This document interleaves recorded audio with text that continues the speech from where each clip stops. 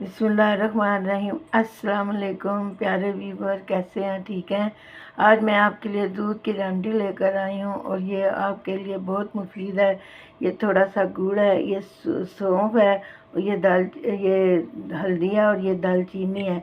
ये दालचीनी का मैंने पाउडर बना लिया है। तो ये सौंफ और हल्दी हमारे जिस्म में बहुत अच्छा काम करती हैं और ये जो गुड़ है ये हमारे मैदे को साफ़ रखता है।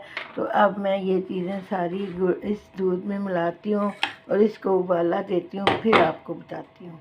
बिस्मिल्लाहिर्रहमानिर्रहीम। ये बहुत अच्छे से उबाल आ गया है, इसका कच्चापन ख़त्म हो गया। तो अभी मैं डिश आउट करती हूँ तो बताती हूँ। बिस्मिल्लाहिर्रहमानिर्रहीम। ये मेरा प्यारा सा गिलास है, तो अब मैं इसके अंदर इसको डालने लगी हूँ।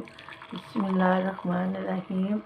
माशाल्लाह माशाल्लाह, इसकी खुशबू देखें, कलर देखें। और ये सारी चीज़ें इसके साथ डालें क्योंकि इन चीज़ों से आपको फ़ायदा होने वाला है, आपकी हड्डियों को बहुत सुकून मिलने वाला है। अच्छा लग जाए तो शेयर करें, लाइक करें, सब्सक्राइब करें। अल्लाह हाफिज़।